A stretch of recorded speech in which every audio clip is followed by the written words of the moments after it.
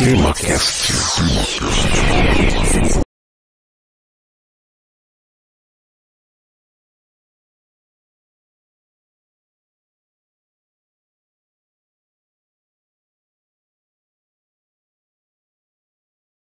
Começando mais um TemaCast, aqui é Francisco Seixas e hoje vamos falar sobre o maior inventor brasileiro de todos os tempos, Alberto Santos Dumont. E para falar sobre isso está aqui comigo o Jorge Virgílio. Olá, ouvintes, é um prazer estar aqui com vocês mais uma vez e é um prazer falar sobre Santos Dumont. Exatamente, aqui nós gostaríamos de deixar aqui o nosso agradecimento ao Pedro Furlani, lá de Fortaleza, mas que está vivendo agora em São José dos Campos, porque ele colaborou com a elaboração desta pauta. E antes de começarmos, lembramos que o TC não chega até você pelo patrocínio das lojas Mapping, mas sim pelo apoio que nossos ouvintes que estamos recebendo através do patreon.com/temacast e também através do apoia.se/temacast. Aliás, os links para esses dois sites estão lá no nosso site temacast.com.br. E seja você também um mecenas e ajude o TC a crescer. Recado dado, então bora lá!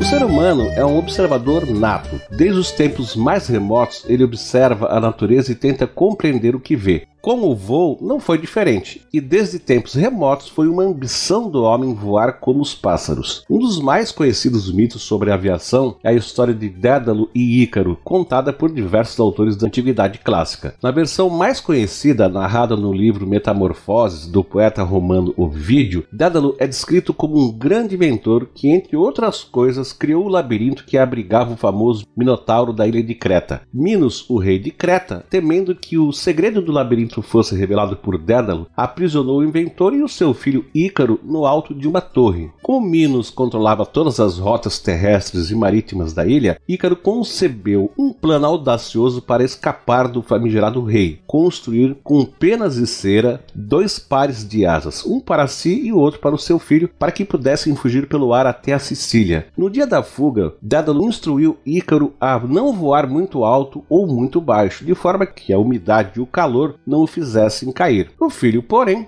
não escutou o pai e se aproximou demais do sol, o que fez com que a cera de suas asas derretessem, levando o pobre do Ícaro para o chão, e morreu afogado no mar Egeu. Assim, Ícaro, o primeiro aviador e a primeira vítima de acidente aéreo, deu as primeiras lições à aviação moderna: sempre siga o seu plano de voo. Mas vamos sair da lenda e passar para os fatos. Aproximadamente 400 anos antes da Era Comum, surgem na China as pipas. A sua origem é cercada de incertezas, mas a criação é atribuída a Lu Ban, um lendário inventor e engenheiro chinês. A sua invenção consistia em um pássaro feito de bambu e madeira que teria pairado nos céus por 3 dias e 3 noites. Cerca de 1000 anos depois da primeira pipa criada por Lu Ban, a pipa chinesa havia evoluído a tal ponto que conseguia carregar uma pessoa. O seu uso inicial foi dado pelo imperador Gao Yang, que executava seus prisioneiros, fazendo com que os mesmos pulassem do alto de uma torre amarrada a essas pipas. E a grande maioria desses prisioneiros, claro, teve o mesmo fim do Ícaro. Muito tempo depois, no século XV mais precisamente, o igualmente lendário inventor e engenheiro, o italiano Leonardo da Vinci, também flertou com o sonho de voar, escrevendo alguns textos sobre o voo dos pássaros. Entre os seus diversos desenhos, vemos conceitos iniciais de planadores e paraquedas, além de asas mecânicas do famoso parafuso voador, precursor dos modernos helicópteros e dos drones. Não se tem notícia, porém, de que nenhuma dessas criações tenha sido efetivamente construída por Da Vinci. Pois é, Francisco, e o Santos Dumont não foi o primeiro brasileiro a se lançar à conquista dos ares. 2 séculos antes do pai da aviação tupiniquim, o padre jesuíta e inventor paulista Bartolomeu Lourenço de Gusmão já projetava os primeiros protótipos de uma máquina voadora. Nascido em 1685 na Vila de Santos, na então capitania de São Vicente, que compõe hoje o atual estado de São Paulo, ele frequentou na juventude o seminário de Belém, na vila de Cachoeira do Paraguaçu, na capitania da Bahia, no atual estado da Bahia, onde ele realizou alguns alguns de seus primeiros inventos. O seminário ficava no topo de um morro e a obtenção de água era feita de modo precário, utilizando baldes para retirar e transportar água de um brejo das redondezas. Bartolomeu desenvolveu então um maquinário para a captação de água do brejo e um sistema de canos para levá-la até o edifício do seminário, facilitando assim a vida de todos. O invento, testado com absoluto sucesso, foi considerado admirável e de grande utilidade, inclusive pelo próprio reitor e fundador do seminário, o renomado sacerdote Alexandre de Gusmão, que era preceptor de Bartolomeu, de quem este acabou herdando o sobrenome. Anos depois, o Bartolomeu patenteou na Câmara da Bahia, em Salvador, a sua criação batizada de O Invento para Fazer Subir Água a toda distância e altura que se quiser levar. Realmente era um nome bastante específico,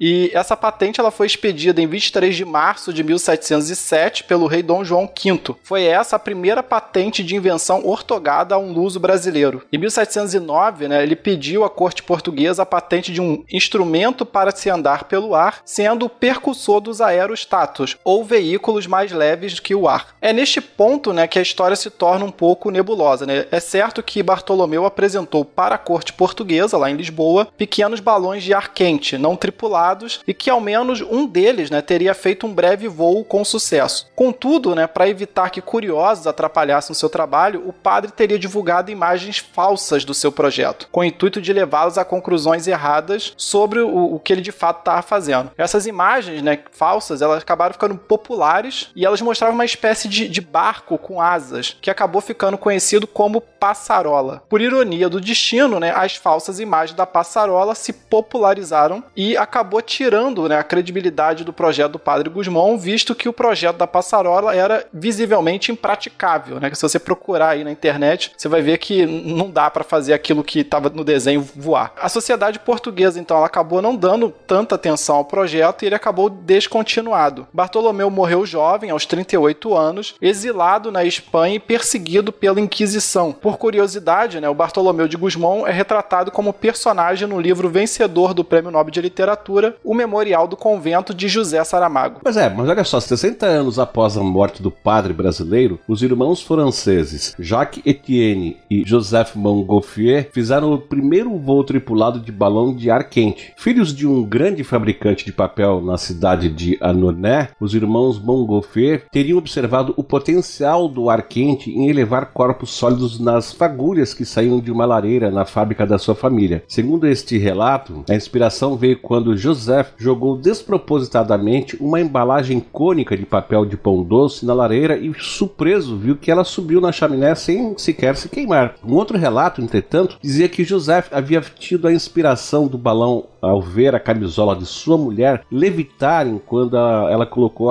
essa camisola diante do forno, para secar. Mas seja lá como for, em 1777, os irmãos Montgolfier começaram a realizar experimentos com sacos de papel que flutuavam com a aplicação de ar quente. Mais tarde, construíram um grande invólucro de papel de seda em forma de pera com uma abertura na base para ser inflado com a fumaça de palha queimada. 6 anos mais tarde, em 1783, atingiram os ares, entrando para a história. Devido a esse fato, em dezembro de 1783, o pai deles, Pierre Montgolfier, foi elevado à nobreza por decreto do rei Luís XVI, com brasão próprio e em caráter hereditário. Após as primeiras exibições realizadas pelos irmãos Montgolfier, o conceito do balão a ar quente chegou ao conhecimento do químico francês Jacques Charly. Charly conhecia bem o comportamento dos gases e já havia realizado vários experimentos nessa área, tendo inclusive sido um dos desenvolvedores da lei de dilatação dos gases, a qual relaciona a pressão e a temperatura de um gás a volume constante. Além de dominar o processo químico de produção do hidrogênio, um dos trabalhos científicos realizados por Charly havia sido demonstrar que o gás hidrogênio, descoberto lá pelo pesquisador britânico Henry Cavendish, era 14 vezes mais leve do que o ar. Sabendo que o mecanismo de levitação usado pelos irmãos Montgolfier era o ar quente, o que em termos de teoria cinética dos gases significava tornar o ar do interior dos balões mais leve por aquecimento, Charly imaginou que o gás hidrogênio seria bem mais conveniente como agente de elevação do que o ar quente, então, né? Com a ajuda dos irmãos Anne Jean e Nicolas Louis Robert, dois notórios engenheiros construtores de instrumentos de precisão instalados no Place de Victoire, em Paris, Charlie construiu o primeiro modelo de um balão a hidrogênio. O protótipo era feito em uma estrutura ultraleve, cujo invólucro, desenvolvido pelos irmãos Robert, era feito de seda impregnada de borracha e terebentina. O hidrogênio para encher o balão foi obtido por Charlie derramando ácido sulfúrico sobre sucata de ferro. Esse primeiro modelo era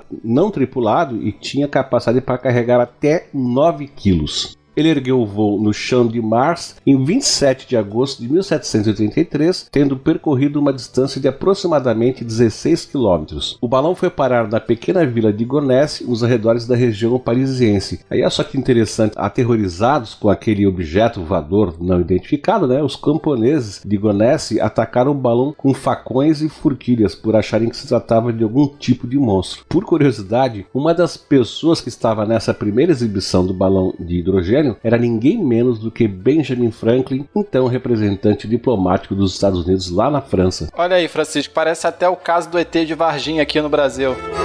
O surgimento do balão hidrogênio, né, batizado de Charlieira, né, em homenagem ao Charlie, criou um concorrente para os balões a ar quente, né, batizados então de Montgolfieiras, que passaram ali então a disputar qual protótipo seria capaz de realizar o primeiro voo tripulado por um ser humano. Até então as exibições com balões se resumiam a levitar coisas e animais, né? Apesar da disputa, né, ambas as equipes das Charlieiras e das Montgolfieiras cooperavam e trocavam informações entre si, né? As Montgolfieiras acabaram vencendo, contudo, quando em 21 de novembro de 1783, o professor de Química e Física Jean-François Pilate de Rosier realizou o primeiro voo tripulado em um balão da história, usando um modelo de balão a ar quente construído pelos próprios irmãos Montgolfier. O balão voou apenas alguns metros, mas causou sensação entre a nobreza francesa, né? O voo ocorreu nos jardins do Palácio de Versalhes e foi testemunhado pelo próprio rei Luís XVI, aquele mesmo, né, que viria a perder a cabeça anos depois na Revolução Francesa. O Luís XVI, né, talvez seguindo o exemplo lá do seu colega chinês, né, que a gente comentou anteriormente, ele chegou a sugerir que usassem prisioneiros nas primeiras tentativas de voo tripulado, temendo que as exibições pudessem resultar em acidentes, mas os pesquisadores eles não aceitaram a proposta, né? Eles alegaram que a honra de ser o primeiro homem a voar deveria ser reservada a alguém de status mais elevado. Apesar de haver formalmente perdido a disputa, né, a equipe das Charlieiras não ficou muito para trás, não. Apenas 10 dias depois, em 1º de dezembro de 1783, Charlie, tendo Nicolas Louis Robert como seu copiloto, realizou o primeiro voo tripulado num balão a hidrogênio. O balão levantou o voo no jardim do Palácio das Tulherias, né, às margens do rio Sena, diante de uma plateia de nobres e atingiu uma altura de 550 metros. O controle da altitude do balão era feito utilizando sacos de areia amarrados à cesta, onde se encontravam os aeronautas. O balão percorreu ao todo 36 quilômetros ao longo de 2 horas, superando e muito, portanto, a exibição anterior de Rosier. O balão foi seguido de perto, né, pelos nobres que iam ali a cavalo e foi testemunhado por quase 400 mil pessoas em Paris. Uma curiosidade é que esse voo foi também o primeiro a ser instrumentalizado, né? Como os irmãos Robert eram peritos, né, em instrumentos de precisão, como o Francisco citou, eles levaram dentro do balão um termômetro e um barômetro, né, que é um medidor de pressão que eles mesmos haviam construído. Após aterrissarem sob estrondosos aplausos, Jacques Charles resolveu fazer uma segunda exibição, só que dessa vez sozinho. Entretanto, né, como o balão ficou mais leve, sem o copiloto, ele subiu de súbito, assim, uma altitude de mais de 3.000 metros, o que lhe provocou fortes dores de cabeça devido à mudança súbita de pressão. Ele acabou, então, tendo que esvaziar o balão numa manobra de emergência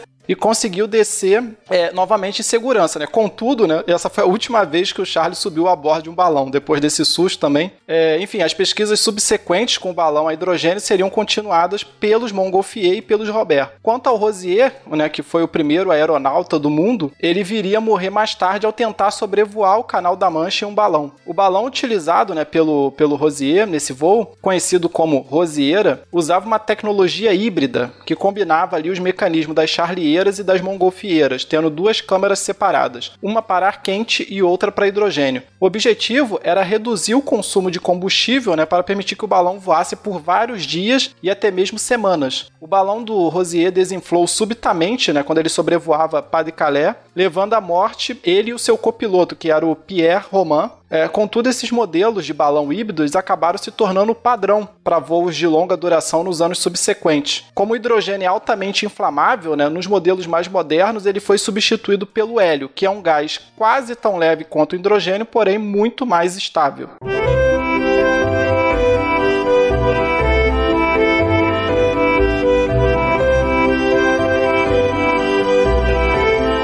Exato, olha só, anos depois, os balões, principalmente as charlieiras, foram aplicados para uso militar, inclusive na Guerra do Paraguai, como a gente já mencionou lá na nossa trilogia que fizemos sobre o conflito. Também na Guerra Civil dos Estados Unidos, no Cerco de Paris de 1870 e na Guerra dos Boeres, na África do Sul, em 1899. Em tempos mais recentes, em 21 de março de 1999, mais precisamente, o suíço Bertrand Piccard e o britânico Brian Jones se tornaram as primeiras pessoas a circunnavegar a Terra. O modelo de balão que eles utilizaram era uma rosieira chamada Brighton Orbiter 3. Em 2002, também a bordo de uma rosieira chamada Spirit of Freedom, o estadunidense Stephen Fawcett tornou-se a primeira pessoa a circunnavegar a Terra sozinha em 13 dias. E em 2016, o russo Fyodor Konyuklov realizou o mesmo feito também numa rosieira, em apenas 11 dias, e claro, né, estabelecendo assim um recorde mundial. Pra você ver, né, Francisco, tem sempre um russo pra fazer melhor que você. Pois é, né? O pior, né? Depende. Olha só, os balões, no entanto, apresentavam um problema crucial, que era a falta de controlabilidade da embarcação no ar. Em 1784, o general francês Jean-Baptiste Marie Mesnier apresentou o conceito de um balão elíptico, movido por um mecanismo hélice-manivela que necessitava do esforço de 80 homens para funcionar, e como se fosse uma galera humana voadora, né? Obviamente, essa aeronave nunca foi construída, mas abriu o caminho para outras propostas e introduziu o conceito de balão dirigível. Em 1850, o francês Pierre Julian construiu um dirigível em escala movido por um motor de corda que acionava uma hélice. E 2 anos depois, 1852, o também francês Henri Giffard, inspirado por Pierre Julian, construiu a primeira aeronave motorizada. O motor a vapor utilizado, porém, tinha pouca potência, fazendo com que o controle da aeronave fosse muito difícil e o dirigível voava satisfatoriamente apenas quando não havia vento intenso. Em 1884, foi a vez dos franceses Charles Renard e Arthur Craig proporem o primeiro dirigível com motor elétrico, chamado de La France. Com esse modelo, a dupla de engenheiros realizou o primeiro voo em circuito fechado com uma aeronave. E foi aí que, anos mais tarde, em 1898, surge um jovem inventor brasileiro lá em Paris. O jovem introduziu um novo protótipo de dirigível chamado Número 1, que é o primeiro a utilizar o moderníssimo motor a combustão. É claro, nós estamos falando de ninguém menos do que o Alberto Santos Dumont. Francisco, Alberto Santos Dumont, né, ele nasceu durante o reinado de Dom Pedro II, em 20 de julho de 1873, em uma das mais remotas localidades da então província de Minas Gerais, que é o atual estado de Minas Gerais. Ele era filho de Henrique Dumont e Francisca de Paula Santos. O seu pai, Henrique, era natural de Diamantina e filho de um imigrante francês, né, o François Dumont, que era um negociante de pedras preciosas. Na juventude, né, o Henrique, o pai de Santos Dumont, ele havia sido enviado pelo pai dele, então o avô do Santos Dumont, para estudar engenharia na Escola Central de Paris, tendo trabalhado mais tarde junto ao governo de Minas em Ouro Preto. Durante a década de 1860, né, ele recebeu no Rio de Janeiro a incumbência do próprio imperador de construir até essa longínqua região de Minas uma extensão da Estrada de Ferro Dom Pedro II, que posteriormente, né, seria rebatizada para a Estrada de Ferro Central do Brasil. A Estrada de Ferro fazia parte de um vasto projeto de obras públicas do Dom Pedro II que visava interligar as regiões centrais, né, do Brasil com o litoral por trem. E foi uma honra para Henrique receber essa incumbência. A desvantagem foi uma vida extremamente isolada, né? Henrique e a sua esposa Francisca foram a primeira geração de brasileiros a viver no distrito de João Aires, no minúsculo vilarejo de Cabangu. Para se ter uma ideia do isolamento em que eles viviam, a primeira casa a ser construída em Cabangu foi a casa da família Santos Dumont. Quando o pequeno Alberto, né, tinha 6 anos, o trabalho do seu pai na construção da ferrovia terminou. Com a herança que a esposa havia recebido do pai dela, Henrique Dumont decidiu então se mudar com a família para as terras férteis da então província de São Paulo, hoje estado de São Paulo, onde comprou uma fazenda de café, que era, né, a sensação do momento. A mudança foi difícil, né, eram os primórdios da cafeicultura na região de Ribeirão Preto e foi preciso ali arar o terreno, plantar quase 500 mil pés de café, construir paióis para estocar, secar e beneficiar os grãos, além, claro, de construir moradia para os trabalhadores e feitores. A propriedade era tão extensa, né, que Henrique construiu uma estrada de ferro com 96 quilômetros de comprimento para percorrê-la e adquiriu 7 locomotivas para si mesmo. O trabalho, entretanto, foi recompensador, né? No período de apenas uma década, o Henrique passou a ser apelidado pela imprensa paulista e nacional como o Rei do Café, sendo proprietário de uma das maiores, mais modernas, né, e mais lucrativas fazendas de café do país. Essa fortuna recém-adquirida lhe permitiu importar professores europeus para educar os filhos e enviar o mais brilhante deles, né, Alberto, quando mais velho, para colégios particulares, né, na capital paulista e também na capital mineira da época, que era Ouro Preto. Exato, é só. E o Henrique Dumont, embora hoje seja um personagem pouco conhecido e lembrado, foi um dos principais responsáveis pelo desenvolvimento da província paulista no final do século XIX.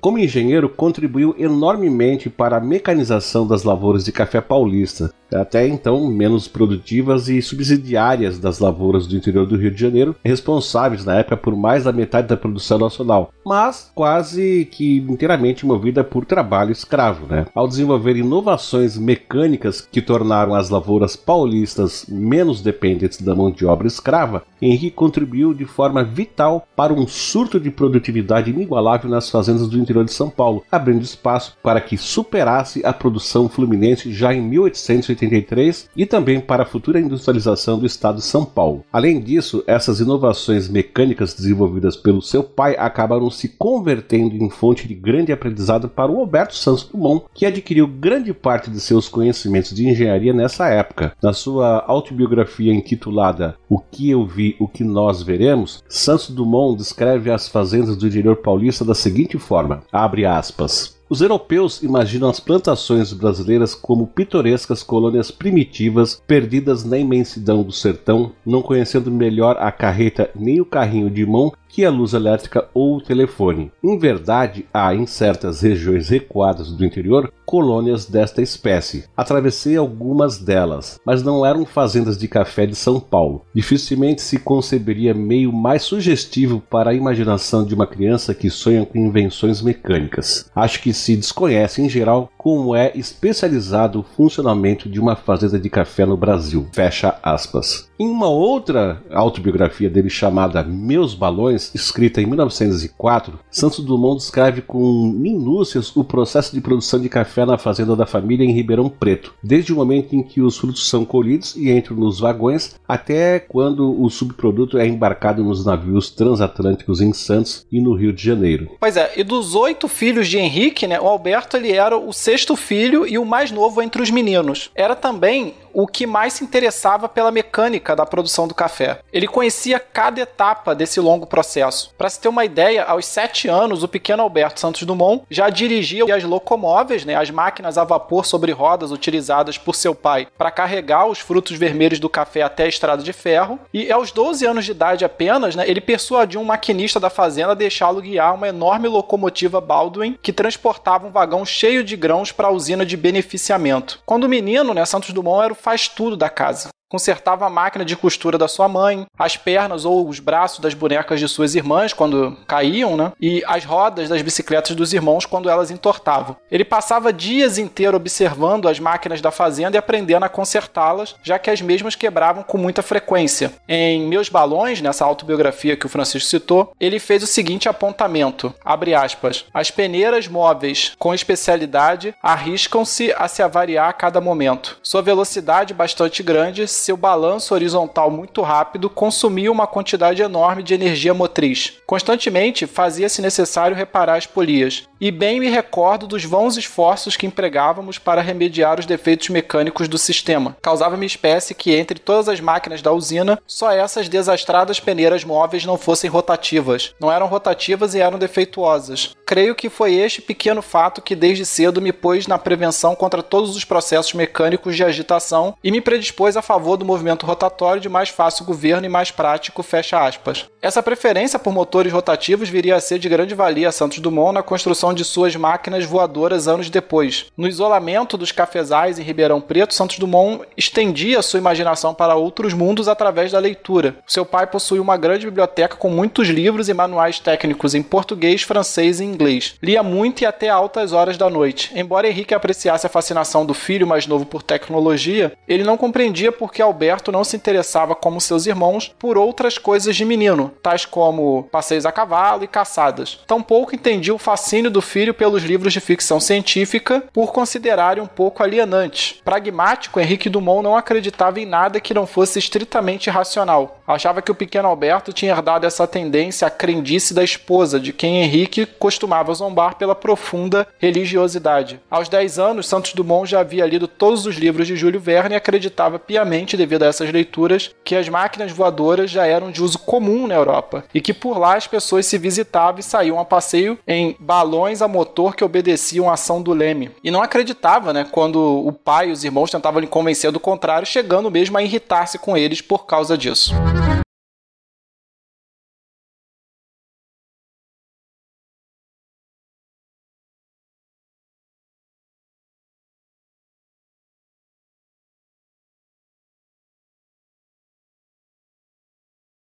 Em uma feira na cidade de São Paulo. Nesse dia, ele decidiu que queria se dedicar à aviação e começou a sonhar com suas próprias máquinas voadoras. Entretanto, ele sabia que, devido à sua classe social, teria sérios problemas para perseguir esse sonho. Em suas próprias palavras, abre aspas, tais devaneios eu os guardava comigo. Nessa época, e no Brasil, falar em inventar uma máquina voadora, um balão dirigível, seria quase passar por desequilibrado ou visionário. Os aeronautas que subiam em balões esféricos eram considerados como profissionais habilíssimos, quase semelhantes aos acróbatas de circo. Se o filho de um fazendeiro de café sonhasse em se transformar em um êmulo deles, cometeria um verdadeiro pecado social. Fecha aspas. O mundo de Santos Dumont começou a se ampliar quando ele tinha 18 anos. O seu pai, então, com 60 anos, sofreu uma queda de cavalo e teve uma séria concussão cerebral que o deixou hemiplégico, ou seja, com metade do corpo paralisado. Como não se recuperou da paralisia, Henrique vendeu seu negócio de café por 6 milhões de dólares e partiu para a Europa com a esposa e o filho solteiro, o Alberto, em busca de tratamento médico. Tomaram um vapor para Portugal, onde duas das irmãs de Alberto moravam com seus maridos portugueses, os irmãos Vilares, e de lá partiram de trem para Paris. Afinal, se os médicos parisienses que estavam realizando verdadeiros milagres, como por exemplo a vacina antirrábica, não o curassem, ninguém mais o curaria. E desde o momento em que desembarcou em Paris em 1891, Santos Dumont se apaixonou pela cidade. Nas suas próprias palavras, Paris é, como se diz, o lugar para onde emigra a alma dos bons americanos quando morrem. Para um jovem com aspirações a inventor, a Paris do final do século XIX encarnava a própria ideia de progresso. Santos Dumont ficou maravilhado com as inovações tecnológicas da cidade. No primeiro dia, visitou a Torre Eiffel, construída há apenas 2 anos para a Exposição Universal de 1889, que celebrou os 100 anos da Revolução Francesa. Com seus 300 metros de altura, ela tinha o dobro de altura da maior construção feita pelo homem até então, que é a Grande Pirâmide de Gizé, no Egito. A inovação da torre que mais impressionou Alberto, contudo, foram os seus elevadores, movidos por uma nova e extraordinária forma de energia, a eletricidade. Ele gostou tanto dos elevadores que passou metade do dia subindo e descendo a Torre Eiffel, estudando o funcionamento deles. Quer dizer,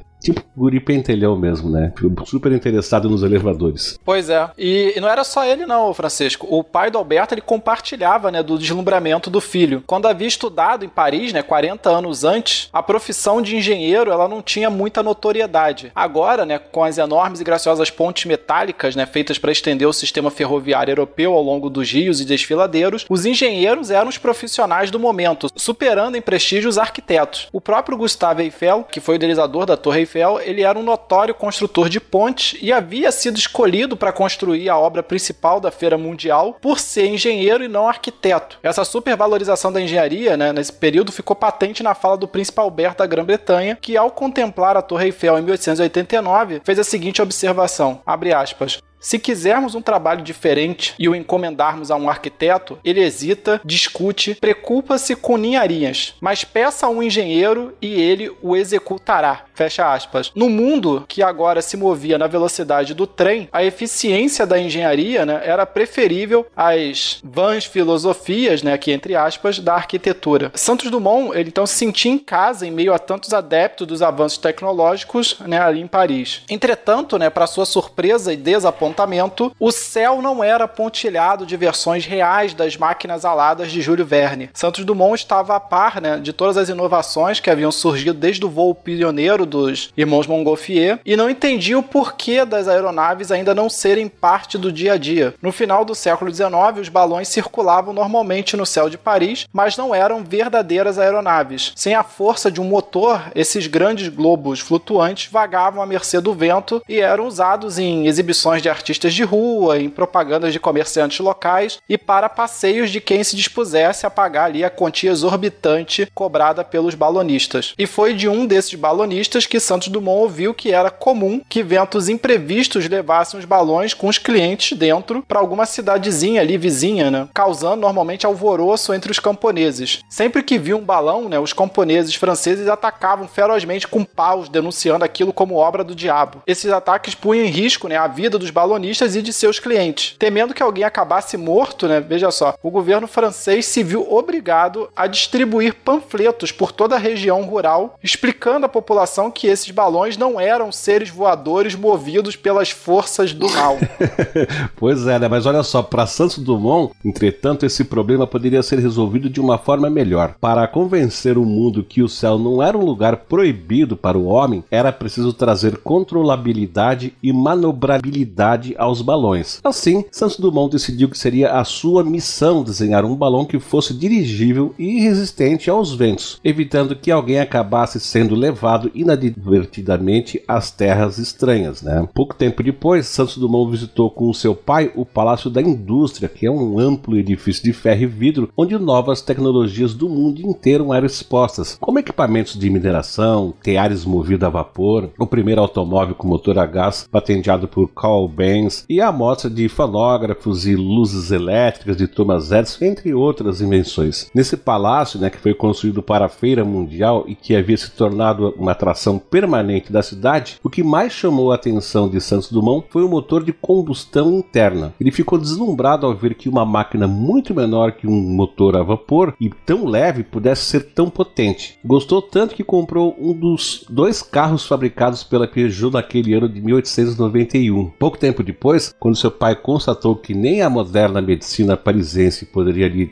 restaurar a saúde, o Alberto tomou o navio com ele de volta para o Brasil. Ele trouxe junto para o Brasil, né, esse carro que ele comprou e levou lá para a mansão da família nos Campos Elíseos, em São Paulo, onde se tornou a primeira pessoa a guiar um automóvel na América do Sul. E aqui uma curiosidade, apesar do Santos Dumont ter sido a primeira pessoa do Brasil a ter um automóvel, como ele se recusou a licenciá-lo com a placa número 1, essa placa número 1 do Brasil foi para a família Matarazzo, que foram os segundos a ter um automóvel no país. Logo depois de retornar ao Brasil, o pai de Santos Dumont decidiu ir se tratar lá na cidade do Rio de Janeiro, que possuía melhores recursos e hospitais. Mas apesar disso, sabendo da gravidade de sua situação e já antecipando a sua morte, o pai de Santos Dumont adiantou uma parte da herança do filho, né, que era na época $500 milhões, o que em valores atuais corrigidos pela inflação seria algo como $20 milhões.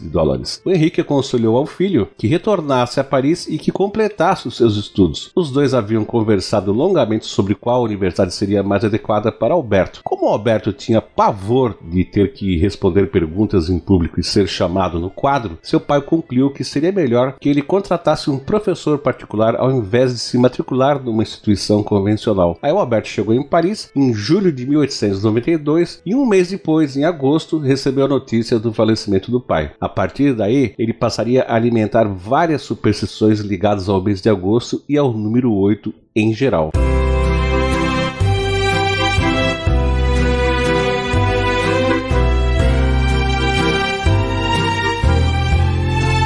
Pois é, Francisco, e seguindo o conselho do pai falecido, o Alberto contratou um ex-professor universitário espanhol, o professor Garcia, e os dois elaboraram um intenso roteiro de estudo voltado apenas para as ciências práticas, né? Ou seja, física, química, engenharia mecânica e elétrica. E nos 5 anos seguintes, ele se concentrou apenas nos livros e nas aulas com o professor Garcia. Ocasionalmente, né, ele visitava seus primos na Inglaterra, onde aproveitava para visitar as aulas da Universidade de Bristol, onde podia ouvir outros professores sem correr o risco de ser interrogado, já que não era um aluno oficial. Em 1897, né, Santos Dumont já era capaz de projetar e fabricar o seu próprio motor a combustão interna de 2 cilindros. Para relaxar durante esses anos de estudo, Santos Dumont dirigia carros principalmente por Paris. Segundo alguns biógrafos, né, ele teria sido o maior proprietário de veículos da capital francesa dessa época. Seus carros eram uma novidade tão grande, mesmo ali para os parisienses, que ele era constantemente parado por transeuntes e chegou a ser multado por tumultuar a entrada da Ópera de Paris, o que muitos consideram como sendo a primeira multa de trânsito da Cidade Luz. Quer dizer, o Santos Dumont também foi o inventor, né, da multa de trânsito. Bom, de volta ao Brasil, né, o Santos Dumont encontrou numa livraria do Rio de Janeiro um livro diário que narrava uma expedição ao Polo Norte realizada pelo jovem cientista sueco Salomon August André. Essa expedição, né, havia sido realizada em um balão chamado Eagle, ou Águia, fabricado por 2 construtores de balões parisienses, Henri Lachambre e Alexis Machuron. Embora o Eagle não fosse motorizado, o André o havia equipado inteligentemente com grandes velas, né, para poder manobrá-lo caso o vento desviasse sua rota em mais de 30 graus. Os ares, então, né, eles começavam a ser domados e isso deu novo ânimo ao jovem Alberto, né, na sua intenção de trabalhar nessa parte aí da controlabilidade dos balões. Então, ao retornar à França, né, no ano seguinte, em 1898, Santos Dumont decidiu procurar esses 2 construtores. Anteriormente, ele havia tentado voar com os balonistas que ofereciam seus serviços ali nas margens do rio Sena, mas ele desistiu porque esses balonistas, ao perceberem que Santos Dumont era estrangeiro, cobravam a ele preços abusivos pelo passeio, né? O famoso jeitinho parisiense. Alberto se recusava a pagar o preço inflacionado pelo fato de ser brasileiro, né? Então ele não voou. Além disso, né, esses balonistas se recusavam a oferecer detalhes sobre o funcionamento dos seus balões. Quando o Santos Dumont se apresentou aos construtores da Casa Lachambre e lhes perguntou qual era o preço do voo de balão, ele ficou tão estupefato com o valor proposto que pediu ao senhor Lachambre que repetisse a quantia. E que ele repetiu que eram 250 francos com as passagens de trem, né, de volta a Paris inclusa. Os balonistas do Sena, só para vocês terem uma ideia, eles haviam cobrado até 20 ou 30 vezes esse valor ao Alberto, e sem incluírem as passagens de trem de volta. Assim, só em 23 de março de 1898 é que Santos Dumont fez a sua primeira ascensão num balão, num test drive, né, realizado na companhia de Machuron, saindo do Parque de Vaugirard. Voaram por 2 horas, né, até o Parque do Castelo de La Ferrière, propriedade da família de Rothschild, que era a maior dinastia de banqueiros da Europa, né, num percurso total de quase 100 quilômetros. Santos Dumont ficou apaixonado pela sensação de voar e encomendou então o seu próprio balão à Casa Lachambre. Pois é, ele acompanhou todas as etapas da construção para aprender a técnica de Lachambre e Machuron e também para estudar como implementar as inovações que tinha em mente. Os 2 construtores franceses nunca tinham tido um cliente mais impaciente, pois o Santos Dumont, que se metia até nos mínimos detalhes da construção do balão, encheu o saco deles o tempo todo, né? A começar no tamanho que ele havia exigido que fosse 17 vezes menor do que um balão convencional, de modo que pudesse carregá-lo na sua maleta depois que ele esvaziasse esse balão. Além disso, sugeriu que tudo fosse construído com seda japonesa e que o cesto fosse de vime e projetado para apenas uma pessoa, de modo a reduzir o peso do balão. Os construtores tinham sérias dúvidas se o balão do Santos Dumont fosse voar, mas ele conseguiu convencê-los ao mostrar com um dinamômetro que a seda, apesar de muito mais leve, era até 30 vezes mais resistente à pressão do que os tecidos convencionais. Entretanto, como os 2 construtores estavam comprometidos com ascensões públicas em feiras, festivais e casamentos, tanto na França quanto na Bélgica, eles não poderiam se dedicar ao projeto do balão do Alberto, né? Por essa razão, Santos Dumont fez um acordo com os construtores. Ele faria alguns treinos com Machuron e depois os substituiria nessas apresentações para que os construtores se dedicassem exclusivamente à fabricação do novo balão. Ao todo, Santos Dumont realizou 24 apresentações até que seu balão ficasse pronto. Esse primeiro balão foi nomeado por ele como Brasil, só que Brasil com Z, como era comum na época. Santos Dumont escolheu fazer a sua primeira ascensão no Brasil, nesse balão, em 4 de julho de 1898, no Jardim da Aclimação, o Jardim Zoológico. Desde o governo de Napoleão III e do Barão Haussmann, os remodeladores de Paris, o parque era a área de lazer da elite parisiense, com campos de polo, hipódromo, bangalôs, pavilhões, jardins e muitos animais exóticos como os iaques do Tibete, porcos e espinhos de Java, zebus da Índia, zebras, cangurus, guepardos, lhamas, avestruz, tatus, etc. E principalmente era onde ficava o zoológico humano, onde outras espécies humanas, entre aspas, como índios americanos, esquimós, núbios, hindus e curdos, eram exibidos com etiquetas e mapas indicando sua procedência exótica. Parece brincadeira, mas é verdade. Francisco, desculpa te interromper, mas só comentando, inclusive isso merece até um tema cast a gente comentar sobre a existência desses zoológicos humanos futuramente. Exatamente, mas olha só, lá nos fins do século XIX e começo do século XX, os zoológicos humanos eram uma sensação em toda a Europa. A data e o local escolhido por Santos Dumont foram, portanto, propositais. O 4 de julho, data de independência dos Estados Unidos, que representava a primeira emancipação de uma colônia americana da metrópole europeia. Quanto ao local, Santos Dumont queria que o Brasil, esse balão com o nome de uma terra exótica, fosse visto erguer voo contra a descrença dos melhores construtores de balões de Paris, bem diante da sociedade parisiense. Apesar de conter só 1/7 da carga de hidrogênio de um balão convencional, o Brasil ascendeu com facilidade. Para demonstrar sua estabilidade, Santos Dumont se movimentou de um lado ao outro da cesta, acenando para Lachambre e Machiron, que então abriram uma garrafa de champanhe lá embaixo, todos felizes. Após a descida suave, Santos Dumont recolheu a corda, esperou o balão esvaziar e guardou todo o equipamento em sua maleta, marchando elegantemente de volta ao seu apartamento. O sucesso do voo lhe inspirou confiança. Se os veteranos aeronautas franceses estavam errados sobre a instabilidade do Brasil aqui, gente, é o balão, e não o país Brasil, que é outra instabilidade. E subestimaram também a resistência da seda japonesa, porque também não poderiam estar errados quanto à dificuldade de construir um dirigível. Como poderiam ter tanta certeza que uma aeronave autopropulsada não resistiria a um vento forte? Fica essas perguntas, Só um comentário antes de continuar, Francisco. Quando eu escrevi essa frase, eu pensei na mesma piada, que falou que estavam errados sobre a instabilidade do Brasil. Pois é,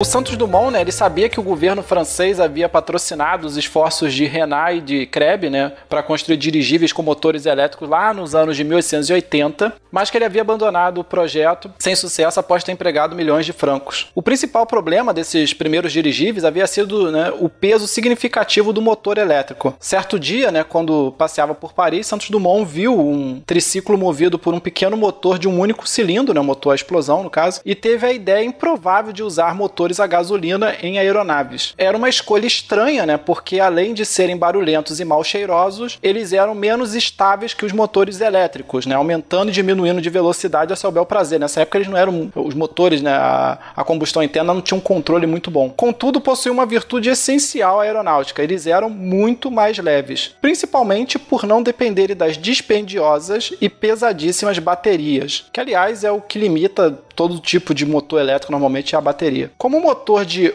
1,75 HP dos triciclos era muito pouco potente, para a aeronave, o Santos Dumont ele projetou um novo tipo de motor formado da combinação em série de 2 motores de triciclo compartilhando a mesma biela e o mesmo carburador. Ele encomendou então a fabricação do motor a uma oficina no centro de Paris e ele próprio se surpreendeu com o resultado. Ele havia conseguido um feito notável para a época, de construir um motor de 3,5 HP de potência que pesava menos de 30 kg. Após testar o motor algumas vezes no seu próprio triciclo, o Santos Dumont partiu para a construção de seu próprio dirigível. No dia 18 de setembro de 1898, portanto apenas 3 meses depois de sua ascensão no Balão Brasil, Santos Dumont realizou o primeiro teste no seu balão dirigível, o qual batizou de Santos Dumont número 1. Além de contar com o motor projetado por Alberto, o número 1 abandonava a tradicional forma de pera dos balões a hidrogênio convencionais e adotava o formato de charuto alongado, que cortava o ar, aprimorando assim a aerodinâmica da aeronave e possibilitava uma melhor distribuição do peso do motor, do passageiro e dos lemes ao longo de seus 25 metros de comprimento. O número 1, né, ele acabou fracassando e caiu em pleno voo porque uma falha na bomba de ar fez com que ele se dobrasse ao meio. Em 11 de maio de 1899, né, Santos Dumont fez a primeira experiência com o seu protótipo chamado de número 2, mas devido à baixa temperatura, o hidrogênio do balão se contraiu e ele se chocou contra uma árvore logo após o início da ascensão. Já no modelo seguinte, né, o número 3, ele abandonava a estrutura flexível de seus antecessores, passando para uma semi-rígida, menos alongada, com apenas 20 metros de comprimento. Esse modelo chegou a permanecer até 23 horas no ar e atingiu uma velocidade média de 20 km por hora. O modelo seguinte foi o número 4, né? Foi lançado em agosto de 1900 e ele abandonava também o tradicional cesto de vime e adotava um assento no estilo de selim de uma bicicleta. Além disso, né, dispunha de uma hélice na proa da aeronave. Entretanto, esse modelo tinha um inconveniente de ser muito instável e de difícil controlabilidade. Em todo caso, né, com os avanços de Santos Dumont no controle dos dirigíveis, um magnata do petróleo que vivia em Paris, o senhor Henry Deutsch, resolveu oferecer um prêmio de 100 mil francos a quem partisse do bairro de Saint-Cloud, contornasse a Torre Eiffel e retornasse ao ponto de partida em apenas 30 minutos, isso, né, sem tocar no chão. Isso estava especificado lá no prêmio, senão ia ter um maluco que ia sair correndo e tentar ganhar o prêmio. Esse prêmio ficou conhecido como Prêmio Deutsch e em 13 de julho de 1901, Santos Dumont tentou vencer o prêmio com o seu número 5, que voltava a contar com um cesto para recuperar a estabilidade, mas uma falha no motor fez seu balão ser carregado pelo vento e se chocar contra uma árvore. Em 27 de agosto de 1901, numa nova tentativa de vencer o prêmio com o número 5, ele sofreu um novo acidente, dessa vez bem grave. Houve perda de gás e o invólucro do balão começou a murchar rapidamente. A cauda desceu muito e se rasgou numa chaminé, provocando uma explosão. Por instantes, né, Alberto permaneceu desacordado e só não morreu porque havia se amarrado ao cesto, então foi uma ótima ele ter voltado com o cesto, que ficou pendurado no alto do hotel Trocadéro, que é um hotel conhecido em Paris. Com a ajuda dos bombeiros que vieram resgatá-lo, né, Santos Dumont conseguiu recuperar o motor do aparelho, que reutilizou no seu protótipo seguinte, o número 6. Em 19 de outubro de 1901, né, Santos Dumont convocou novamente os jurados do Aeroclube da França para uma terceira tentativa de vencer o prêmio Deutsch. Devido ao mau tempo, né, apenas 25 deles compareceram, incluindo o próprio criador do prêmio, o Henry Deutsch. Além disso, a multidão que se aglomerou nas pontes do Sena para ver a prova era tão numerosa que muitos foram jogados no rio ao escalar os parapeitos para ter uma visão melhor, né, da prova. O Gustave Eiffel, né, ele tinha um apartamento no alto da torre e ele se reuniu ali com um grupo de engenheiros e cientistas para observar esse voo. Ninguém entre os especialistas acreditava que o menino brasileiro conseguiria realizar o percurso. Inclusive, eles achavam esse intento uma loucura. Temiam que um vento imprevisível impelisse contra os para-raios da torre. Outros ainda estavam convencidos de que o balão explodiria. Entretanto, Santos Dumont ele contrariou todas as previsões pessimistas e conseguiu, com sucesso, circunnavegar a torre, né, e retornar a Saint-Cloud em 29 minutos e 30 segundos para a euforia de todos os presentes. Inclusive, eu acho que se você procurar no YouTube, você encontra filmagens dele contornando a torre, né? Porque isso foi filmado na época, eu acho que dá pra ver no YouTube. No dia seguinte, né, tanto o Júlio Verne, que era seu autor preferido de infância, quanto o H.G. Wells, que eram os dois maiores escritores de ficção científica da época, ambos enviaram telegramas de congratulações a Santos Dumont. Pois é, entretanto, uma polêmica surgida de última hora por pouco ameaçou desclassificar Santos Dumont. Segundo os organizadores, a prova havia sido alterada e o novo regulamento previa que o pouso também fosse realizado antes dos 30 minutos. E considerando o tempo de pouso, Santos Dumont havia concluído o percurso em 30 minutos e 29 segundos. A polêmica gerou um intenso debate em Paris e prosseguiu até o dia 4 de novembro, quando o Aeroclube da França decidiu finalmente declará-lo vencedor. O prêmio de 129 mil francos foi distribuído por Alberto entre os membros da sua equipe e os desempregados de Paris. Ao ser declarado vencedor, o presidente do Brasil, que na época era o Campos Salles, enviou do Rio de Janeiro outro prêmio de igual valor a Santos Dumont e uma medalha de ouro com a sua efígie gravada que trazia as alusões a Camões. por céus nunca dantes navegados. Que Camões é por mares nunca antes navegados, não é isso, Jorge? Exato, ele trocou por mares nunca dantes navegados por céus nunca dantes navegados. Bom, subitamente, Santos Dumont tornou-se uma celebridade em toda a Europa. Em sua casa, Dumont recebia as pessoas mais notáveis da Belle Époque parisiense. A imperatriz Eugênia, a viúva do imperador Napoleão III, membro da família Rothschild, a maior dinastia de banqueiros da Europa e um dos primeiros a conhecer Santos Dumont em Paris, quando uma das aeronaves experimentais do inventor caiu em seus jardins. Quem era essa pessoa? A princesa do Brasil, Dona Isabel de Orleans e Bragança, e o seu marido, o Conde de, que estavam exilados em Paris e proibidos de retornar ao Brasil desde a proclamação da República Brasileira. E além de uma infinidade de escritores, cartunistas, embaixadores, condes, duques e até mesmo reis, que sempre que passavam por Paris, aproveitavam para apreciar um jantar aéreo com Santos Dumont em seu apartamento na Champs-Élysées. E os jantares, esses jantares aéreos, eram realizados em mesas e cadeiras com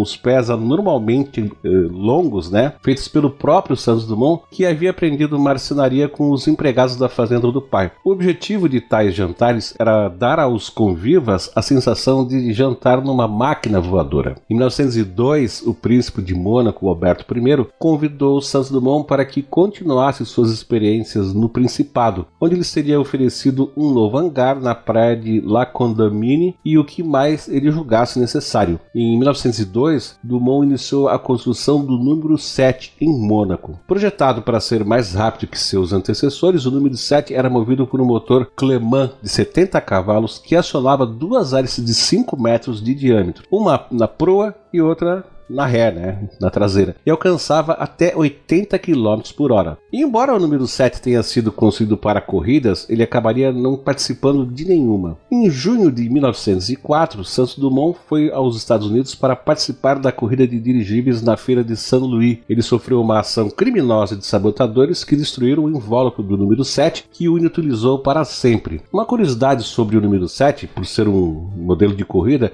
ele era mais complicado de manobrar. Por causa disso, Santos Dumont não conseguia calcular o tempo de seus voos porque era muito perigoso tirar as mãos dos controles para poder puxar o relógio para ver as horas. O relógio ficava no bolso na época, Numa certa ocasião, o Santos Dumont se queixou sobre esse problema, com um tal de Louis Cartier, um famoso joalheiro francês, e esse comentário motivou o Cartier a desenvolver o primeiro relógio de pulso do mundo para auxiliar Santos Dumont em seus voos. Então tu vê só que o Santos Dumont não inventou o relógio de pulso, mas deu a ideia, Exatamente, porque muita gente pensa que ele fez o relógio de pulso. Na verdade, ele só falou do problema e o cara fez um relógio de pulso.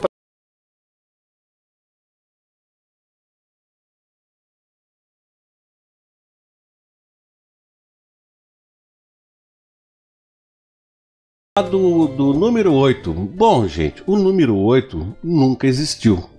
Por superstição contra o número 8 e o mês de agosto, devido à morte do pai e de um amigo que sofreu um acidente fatal com um dirigível nesse mês, o Santos Dumont pulou diretamente para o número 9. O número 9 foi batizado por Santos Dumont como La Baladose, que significa o andarilho em francês, e foi idealizado para ser um carro aéreo. Com ele, o Santos Dumont descia em locais públicos como restaurantes, lojas e lanchonetes, visitava amigos e ia com frequência ao clube, onde deixava com os porteiros as rédeas desse seu corcel alado. Ele era sempre visto sobre as casas de Paris, quase resvalando sobre os seus telhados. De vez em quando, descia com ele em alguma rua ou praça de Paris, apenas para tomar um cafezinho, E em 14 de julho de 1903, por exemplo, ele participou das comemorações da queda da Bastilha, desfilando pelas avenidas de Paris com esse dirigível. Foi também o primeiro de seus dirigíveis que ele permitiu que uma outra pessoa que não fosse ele, conduzisse. A honra pertencia à cubana Aida de Acosta, uma de suas melhores amigas e, segundo algumas fontes, uma de suas namoradas. Também chegou a transportar um menino na Baladose, tendo sido a primeira criança a voar num balão a motor. Esse protótipo acabou se incendiando quando sobrevoava o rio Sena. Ô Francisco, só um comentário aqui, eu tenho quase certeza, então, que o Santos Dumont era comunista, né, cara? Porque ele distribuiu o prêmio para os desempregados, tinha amiga cubana. Pois é, né? Vai saber, né? Mas olha só, já o dirigível número 10 era um aparelho enorme. Foi projetado para levar até 10 pessoas, numa espécie de barquinha içada por balão. Com o número 10, o Dumont pretendia criar o primeiro ônibus aéreo do futuro. Entretanto, essa aeronave nunca ascendeu, tendo sido mal sucedida na fase de testes. Quanto ao número 11, ele foi construído como um monoplano com flutuadores. Era o primeiro conceito de um hidroavião e o primeiro protótipo de Santos Dumont de uma aeronave mais pesada do que o ar, ou seja, de uma aeronave que voava sem o auxílio dos balões. Exatamente, Francisco. Muitos testes, né, com aeronaves mais pesadas que o ar haviam sido feitos desde 1799, quando o engenheiro inglês George Kelly identificou as 4 forças aerodinâmicas de voo, que são a sustentação, o peso, o arrasto e a tração. Depois disso, né, o engenheiro francês Clément Adet já havia construído, né, os primeiros planadores com motores a vapor ultraleves. Em 1890, por exemplo, o Adet teria criado, com o apoio do exército francês, o primeiro planador motorizado, que se chamava Avion, de onde se originou a palavra portuguesa avião. O Avion 1 teria conseguido erguer voo por cerca de 50 metros a uma altura de 20 centímetros. Em 12 de outubro de 1897, o Avion 3 teria conseguido voar um pouco melhor, mas em decorrência de uma ventania. Como se tratava de um projeto militar, né, essas tentativas do AD foram mantidas sob segredo de Estado, né? Há muita controvérsia se o Clément AD inventou o avião, porque mesmo que planasse, né, os seus protótipos lá, os seus aviões, eles não eram controláveis. Em todo caso, na documentação do próprio exército francês, o projeto de AD é citado como sendo mal sucedido. O grande problema das aeronaves mais pesadas que o ar era justamente a enorme instabilidade dos planadores, que tornava os acidentes fatais muito mais frequentes. Devido a esses riscos, né, o número 11 de Santos Dumont era uma aeronave não tripulada, construída apenas para aprimorar os seus conhecimentos sobre as forças aerodinâmicas. Os testes com o número 11 eles foram realizados no Rio Sena, onde ele foi puxado por uma lancha. Contudo, devido à instabilidade do planador, ele não ergueu o voo e Santos Dumont acabou desistindo desse projeto do hidroavião. Partiu então para o número 12, né, cujo projeto se assemelhava aos modernos helicópteros, mas mais uma vez a falta de um motor adequado, né, que fosse extremamente leve e potente, acabou inviabilizando o projeto. Só para vocês terem uma ideia, os primeiros helicópteros só viriam a ser criados 30 anos mais tarde na Alemanha nazista. No número 13, né, o Santos Dumont retornou aos balões e, tentando melhorar o mecanismo de subida e descida da aeronave, ele tentou combinar o hidrogênio com ar quente como nas rosieiras, mas este acabou destruído por uma tempestade em 31 de dezembro de 1904, antes mesmo de ser testado. Devido ao risco sempre presente de incêndio, né, que advinha ali da combinação de hidrogênio com fogo, o Santos Dumont acabou desistindo do projeto. Pois aí, em agosto de 1905, ele construiu o número 14. Era uma aeronave grande e semi-rígida com controles aperfeiçoados. Santos Dumont a testou fora de Paris, sobrevoando a praia de Trouville, um local de veraneio na costa do Canal da Mancha. Testando o protótipo contra e a favor do vento sobre o mar, Santos Dumont ficou contente ao ver que tinha tanto controle no número 14 quanto de suas aeronaves menores. A notícia do teste do número 14, entretanto, não chamou muita atenção lá em Paris. O número 14 ainda era baseado em balões, e os recentes sucessos de outros inventores com modelos mais pesados que o ar atraía a atenção dos aeronautas para os planadores, que eram muito mais velozes e funcionais. Entretanto, Gabriel Voisin, um jovem engenheiro francês de apenas 25 anos, muito disputado pelos aeronautas parisienses, ficou entusiasmado com os recentes sucessos de Santos Dumont. Voisin havia tido contato com o Avion de Ander e conhecia seus problemas de controlabilidade. Assim sabia que o brasileiro tinha uma cartada nas mãos. Durante o inverno de 1906, Voisin se aproximou de Santos Dumont e lhe ensinou tudo o que sabia sobre aeroplanos. Contou histórias de planadores que haviam feito voos bem-sucedidos e de outros que mataram seus pilotos. Em segredo, começaram a construir um aeroplano com uma aparência muito estranha, com um longo planador com 2 asas construídas de células em forma de caixa, fixadas a uma trave de pinho e presa por cordas de piano e com um motor de automóvel. Para fazer um teste inicial de estabilidade, ele e o Voisin penduraram o aeroplano numa roldana e persuadiram um jumento a puxar o aparelho. Enquanto isso, chegavam as notícias dos projetos de seus rivais. O planador de Louis Blériot, puxado não por um jumento, mas por um barco a vapor, caiu no Sena. Do mesmo modo, a máquina de Langley nos Estados Unidos havia mergulhado no Potomac. Em Londres, Percy Sinclair Pilcher, um famoso meteorologista que era aeronauta amador, morreu quando seu aparelho de teste se dobrou em 2 sob o Canal da Mancha. Por ocasião de sua morte, a revista Times publicou a seguinte notícia: todas as tentativas de voo artificiais são perigosas, além de fadadas ao insucesso do ponto de vista da engenharia. Em 19 de julho de 1906, Santos Dumont e Voisin testaram o projeto do avião ligando a aeronave número 14, que lhe servia de rebocador aéreo. Um mês depois, no dia 23 de agosto, testou o aeroplano pela primeira vez sem conectá-lo ao balão. A estabilidade do aparelho agradou bastante aos construtores. Santos Dumont o batizou então de 14 bis, por ser anexo ao número 14. As células que constituíram as asas posicionavam-se na dianteira e o motor na extremidade posterior, e assim tinha-se a impressão de que ele voava para trás. Como se parecia com uma ave com a cabeça no formato de uma caixa, a imprensa parisiense o apelidou de ave de rapina. Além disso, o 14 bis foi o primeiro, e por tudo que se sabe, o único aeroplano da história em que o piloto tinha que ficar de pé todo o tempo. Aliás, seria bem desconfortável, né, se os pilotos tivessem que ficar em pé como o Santos Dumont ficou lá, embora tenha sido super elegante. Mais uma vez, né, Santos Dumont ambicionava ganhar um prêmio. Na verdade, 2. O prêmio de 3.500 francos ofertado por Ernest Archidicon, o presidente do Aeroclube de Paris, né, para o primeiro voo de mais de 25 metros de um aparelho mais pesado que o ar. E o prêmio do próprio Aeroclube, né, de 1.500 francos para quem realizasse um percurso de mais de 100 metros também, né, com um aparelho mais pesado que o ar. Santos Dumont convocou o juiz em 3 dias diferentes. Na primeira ocasião, no dia 13 de setembro de 1906, o 14 bis conseguiu se elevar no ar, mas perdeu altitude nos primeiros 11 metros de voo, se lançando sobre os juízes, que se afastaram bem a tempo do aeroplano aterrissar bruscamente. Santos Dumont não levou o prêmio, mas virou a principal notícia, né, dos jornais nesse dia. E em 23 de outubro de 1906 ele tentou de novo. Depois de várias tentativas mal sucedidas, o aeroplano correu sobre o solo e se levantou sem problemas, alcançando ali uma altura de 3 metros. Devido a um problema no motor, entretanto, a aeronave caiu após 15 metros de percurso. Ainda assim, segundo os jornais, a multidão, né, que acompanhava vibrou com entusiasmo. Em 12 de novembro, né, ele fez outro voo. Dessa vez, no entanto, apresentou-se um concorrente, que era o Louis Blériot, que também era instruído pelo Voisin.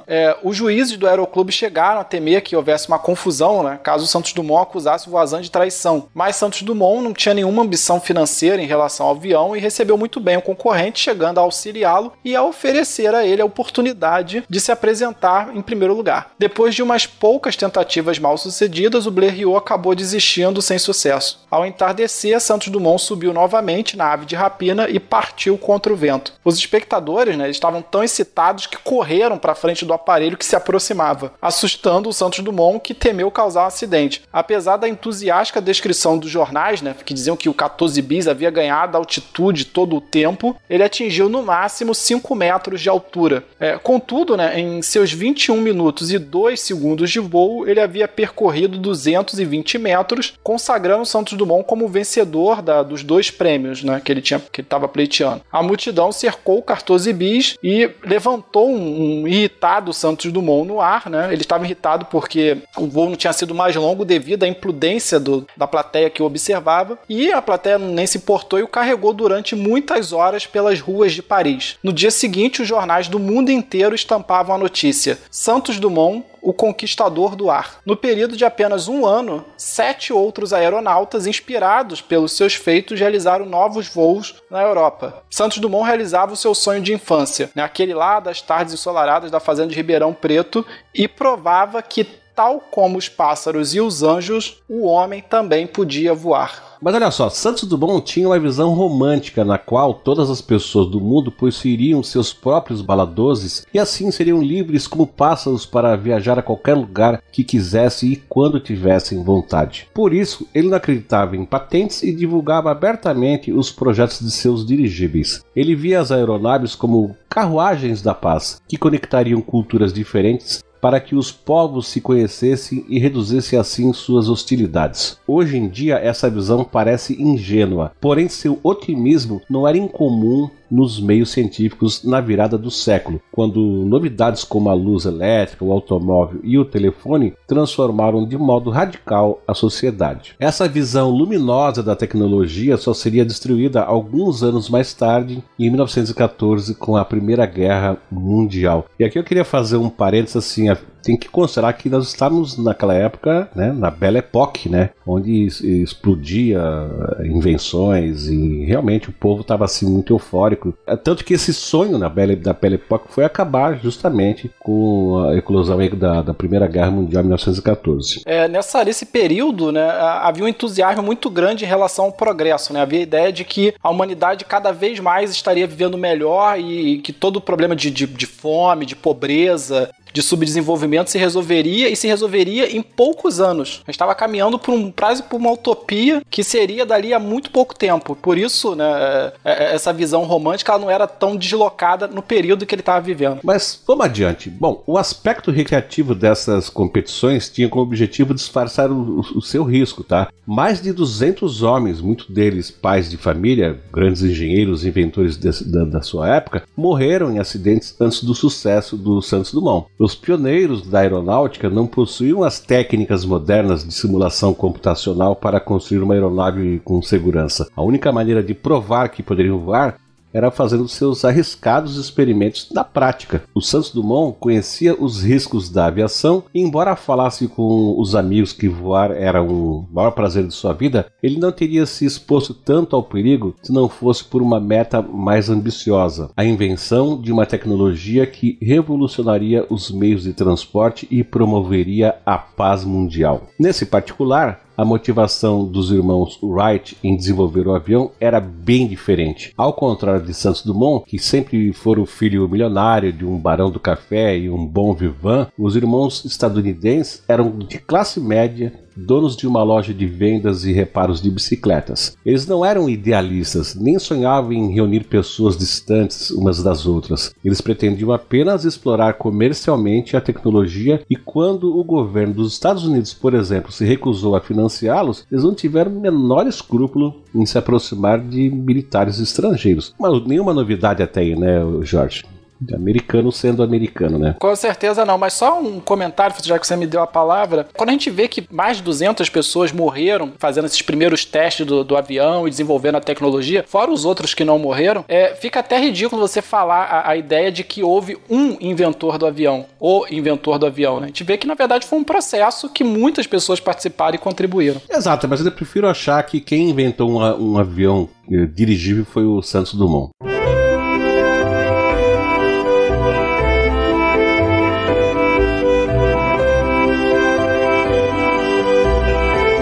Apesar disso, né, os irmãos Wright deram grandes contribuições à aeronáutica. A principal realização deles, no entanto, foi a invenção do controle em 3 eixos, que permitiu ao piloto controlar a aeronave e manter o seu equilíbrio ao mesmo tempo. Esse método aí, que esses caras inventaram, permanece sendo o padrão em aeronaves de asa fixa até hoje. Desde o início do seu trabalho em aeronáutica, os irmãos Wright focaram no desenvolvimento de um método confiável de controle de pilotagem. Essa abordagem era bastante diferente de outros experimentos da época, que colocavam mais ênfase no desenvolvimento de motores mais potentes e mais leves. Usando um pequeno túnel de vento caseiro que eles inventaram, um dos primeiros, se não o primeiro simulador aeronáutico do mundo, os irmãos Wright obtiveram uma grande quantidade de dados científicos como nunca antes, o que os permitiu desenhar e construir asas e hélices mais eficientes. Apesar de terem recebido do governo dos Estados Unidos o pomposo título de inventores do avião, a primeira patente deles, a de número 821.393, não requeria a invenção de uma máquina voadora, mas sim a invenção de um sistema de controle aerodinâmico que manipulava a superfície de uma máquina voadora. Pois é, Francisco, em 1903, os irmãos Wright construíram um modelo motorizado, né, o Wright Flyer 1, usando o seu material preferido na construção, a picéia, né, que é uma madeira leve e resistente, e musseline para cobertura das superfícies. Eles também desenharam e esculpiram suas próprias hélices de madeira e usaram um motor específico construído na sua loja de bicicletas. Em 17 de dezembro de 1903, eles teriam feito 2 voos cada um. O primeiro pilotado por Orville, que teria percorrido 37 metros em 12 segundos, a velocidade de 10,9 km por hora. Os 2 seguintes, que foram realizados por Wilbur e Orville, respectivamente, teriam atingido a distância máxima de 53,61 metros. A altura dos voos teria sido de cerca de 3 metros acima do solo,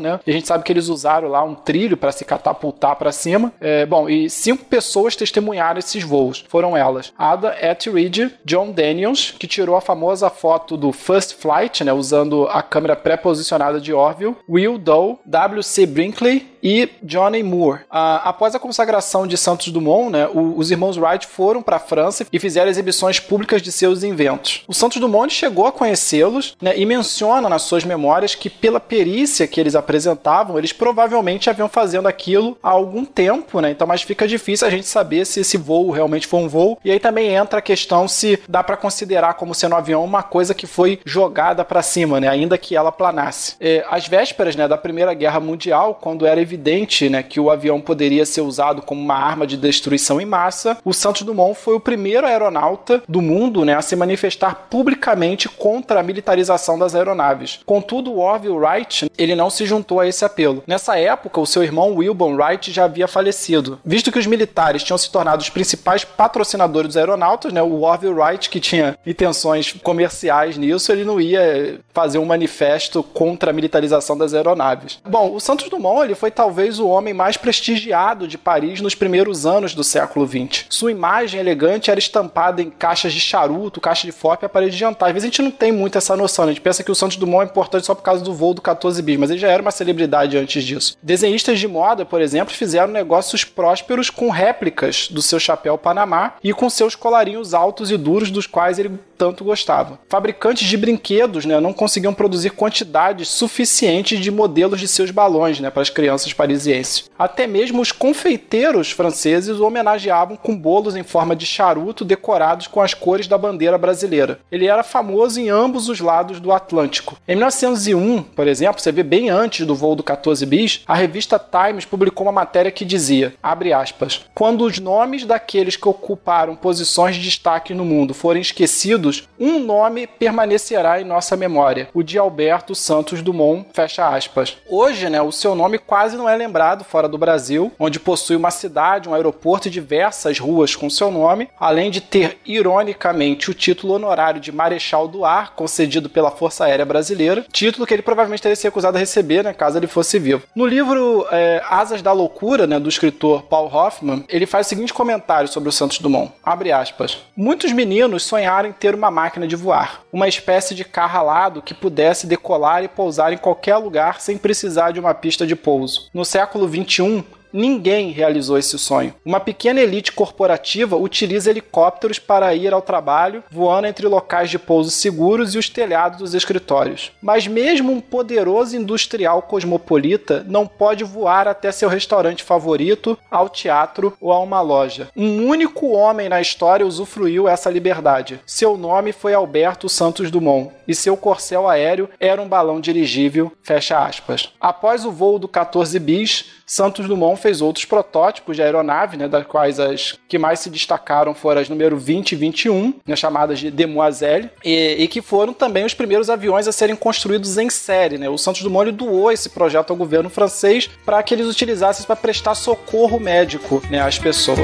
Alberto Santos Dumont, para ver o que é bom, subiu ao céu num avião de papel, pilotando só com a mão. Mas olha só, em 23 de julho de 1932, Santos Dumont viria a se suicidar no Guarujá, litoral norte do estado de São Paulo, em meio à Revolução Constitucionalista. Ele já vinha em estado depressivo há algum tempo, em particular após a sangrenta Primeira Guerra Mundial, e ao observar da janela do seu quarto no Grand Hotel La Plage a nuvem de aviões enviados por Getúlio Vargas do Rio de Janeiro contra outra capital paulista, desiste de viver e se enforca com a própria gravata. Para evitar que a morte do maior inventor brasileiro fosse usada contra o seu governo, Getúlio Vargas trouxe seu corpo para o Rio de Janeiro, então capital federal, e o enterrou no cemitério São João Batista, em Botafogo, com o laudo oficial de ataque cardíaco. Mais tarde, os camareiros do Hotel La Plage revelaram que ele havia se suicidado. O mais bizarro foi que o médico Walter Haberfield, que fez a autópsia de Santos Dumont, removeu secretamente seu coração e o preservou em formol. Depois de manter segredo sobre isso durante 12 anos, o médico quis devolver o coração à família Dumont, que não aceitou. O médico então doou o coração de Santos Dumont ao governo brasileiro. Hoje, o coração está exposto no Museu da Aeronáutica, no Campo dos Afonsos, também na cidade do Rio de Janeiro. Ô Francisco, só um comentário, né? Eu servi na base aérea dos Afonsos, lá no Campo dos Afonsos, né? Foi onde eu fiz meu serviço militar. E já tirei serviço nesse museu de aeronáutica. E então eu vi esse coração lá. É uma coisa meio bizarra, né? Mas, enfim,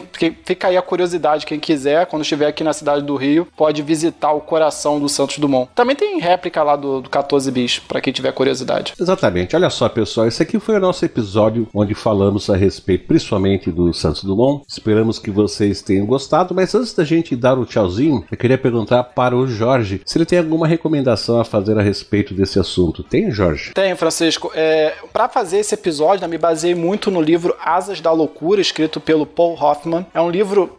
Quer dizer, existem várias biografias do Santos Dumont, mas eu acho que essa em particular se destaca porque, além dela ser muito bem escrita e ser de fácil leitura, ela foi escrita por um norte-americano. Ou seja, não é um brasileiro escrevendo sobre o Santos Dumont, então não pode acusar o cara de ser ufanista. Então eu acho muito interessante você ver falar do Santos Dumont pela visão de um não brasileiro. E também queria fazer a recomendação de um filme sobre um engenheiro japonês, né, que não foi citado aqui, que não tem a ver com esses primeiros anos da aviação, mas que é interessante porque esse filme chama-se Vidas ao Vento, né? Foi a última animação do estúdio Ghibli, feito pelo Hayao Miyazaki, e fala da história do pai dele, né? O pai do Hayao Miyazaki, ele foi um dos desenvolvedores dos aviões que serviram para os kamikaze. Então, o filme, ele fala do desenvolvimento desse avião que depois vai ser usado, né, para ataques suicidas, né? Então, é uma animação bem interessante. Em inglês é The Wind Rises, e em português é Vidas ao Vento. Acho um filme muito bonito. Foi o último filme do Hayao Miyazaki, ele fez como homenagem ao pai dele, e eu recomendo que vocês assistam. Perfeitamente. Então nós vamos parando por aqui. Eu queria perguntar para o Jorge se ele quer fazer algum jabá. Só queria recomendar às pessoas que puderem, né, que comentem no site. A gente tem tido poucos comentários recentemente, que mandem e-mails. A gente quer manter o contato aí. Se você já escreveu pro TemaCast, escreva de novo. Se você nunca escreveu, faça como outros antes de vocês, saia do armário e nos escreva. Nós vamos ficar por aqui, então, só lembrando que agora não temos mais e-mail, leitura de e-mail no episódio. A leitura de e-mails está sendo feita através de Hangout ao vivo, onde a gente marca um evento lá no nosso grupo do Facebook, no Saiba Mais. Já fizemos, inclusive, até a data dessa gravação, já fizemos um Hangout, né? Onde tivemos a presença de ouvintes. Então fique atento lá no nosso grupo no Saiba Mais. Se você não é inscrito no nosso grupo, basta você ir no endereço temacast.com.br/saiba mais. É um link que vai jogar você lá no nosso grupo. Você pede para ser aprovado no grupo, a gente vai aprovar e você faz parte a partir disso de toda a galera que fica lá conosco trocando ideia, tá? Nós ficamos por aqui. Eu quero deixar um forte abraço para o Jorge e um fortíssimo abraço para todos que nos ouviram até agora. Tchau, tchau. Forte abraço a todos, forte abraço, Francisco, e até a próxima. Tchau.